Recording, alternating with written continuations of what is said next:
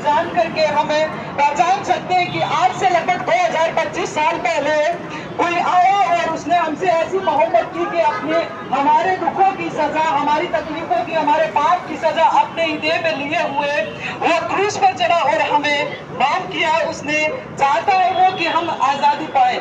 हर एक बीमारी से, हर एक एडिक्शन से प्रभु यीशु मसीह आजाद करता है। और उसका रीजन ये है कि हर एक बीमारी, हर एक श्राप, हर एक गरीबी, चाहे जो कुछ भी दुख तकलीफें हम संसार में देखते हैं वो पाप के कारण आती है। और लेकिन हम सब जानते हैं कि किसी ने किसी भी तरह से पाप किया है, भले ही वो छिप के किया हो, अंधकार में किया हो, कैसे भी किया हो। और हमारे गुनाह इतने ऊंचे लेवल के हैं कि लोगों के सामने अगर आ जाए तो हमें एक दूसरे को चेहरा नहीं दिखा सकते। लेकिन परमेश्वर का प्रेम ऐसा प्रेम है जो हमें उठा देता है, माफी देता है। उसने हमसे प्रेम किया है। वो परमेश्वर आपको मोहब्बत करता है और उसने हमसे इसीलिए मोहब्बत की क्योंकि हमें उसने बनाया है। और वो चाहता है कि हम आजाद हो। ये ट्रैक्स आपके पास आ रहे हैं, इसमें लिखा है परमेश्वर के शुभ संदेश के बारे में कि कैसे हमें उसने आजादी का जीवन जीना सिखाया और दिखाया कि एक सच्चा प्रेम किस प्रकार किया जाता है। प्रेम के अंदर सैक्रिफाइस होता है।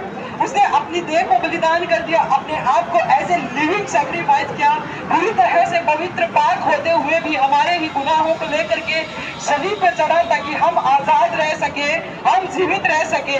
हो सकता है हमारे प्रियजन आज है लेकिन कल नहीं।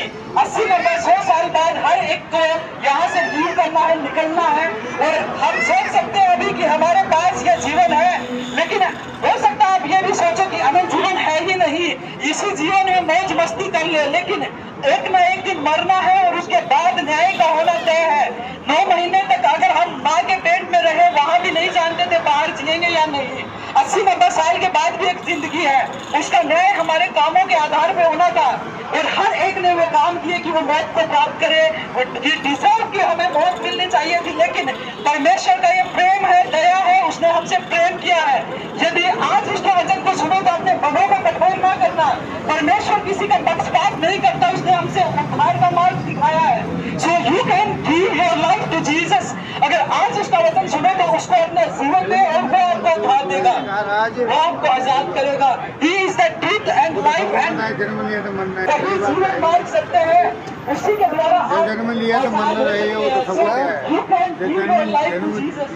अपनी लाइफ को आज ही समर्पित करें और वो आजाद करेगा। अपनी बीमारियों को, अपने हर एक श्राप को, पाप को उसके सामने माने और उसे अपने मुक्तिदाता के रूप में ग्रहण करे। He will give you life। वो पूरी तरह से आजाद करके और माफ करेगा। सबसे पहले माफ करने के बाद दूसरी चीज आती है रेस्टोरेशन, जो हमें रिस्टोर करती है, दोबारा से बनाती है। एक बच्चे में जब हम देखते हैं उसने कोई गुनाह नहीं किया है, कोई तकलीफ नहीं की है, लेकिन जैसे जैसे बड़े होते जाते हैं उसका माइंड कैप्चर किया जाता है। और बच्चे को कौन सिखाता है झूठ बोलना, चोरी करना? आप में से कोई है जो सिखाए अपने बच्चों को? कोई गलत रास्ते पे ले जाना चाहेगा तो भी हम एक दूसरे के देख करके समाज को गलत रास्तों पे जाते हैं। लेकिन परमेश्वर का प्रेम ऐसा है कि हमें जो ब्लड से हम पापी थे, उसी ब्लड को बहाए जाने से हमें धर्मी घोषित किए गए हैं। हम कामों से धर्मी नहीं है। अगर हम काम करना चाहें अच्छे, कभी ना कभी गलत होगा और गलत का काम की सजा एक ही है, मृत्यु। उस मृत्यु से आजाद करने के लिए परमेश्वर आए। वचन कहता है जो मौत के अंधकार में बैठे हुए थे उनमें ज्योति सकती। सो you can be two way. आपको 2 काम करने हैं, एक अपने पाप से मन फिराना, दूसरा give your life to Jesus, उसकी तरफ फिरना है। वो आपको आशीष दे, शांति, बीमारियों से, मेरे गुनाहों से मुझे छुड़ाए और मुझे आजाद करें यीशु मसीह। मैं मानता हूं कि मैंने अपने जीवन में पाप किए हैं, लेकिन मैं आज आपको एज ए सृष्टिकर्ता, एज ए सेवियर मैं आपको रिसीव करता हूं और अपना जीवन आपके हाथों में देता हूं। प्रभु इस जीवन को लीजिए, चलाइए और पवित्र आत्मा आप मुझे बचाइए। अपने प्रियजनों के लिए, अपने लिए आप प्रार्थना कर सकते हैं।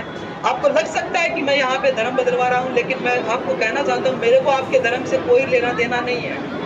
I love him, that's why I share him. मैं उससे प्रेम करता हूँ, इसलिए उसको आपके बीच में बांट रहा हूँ। अगर आप चाहें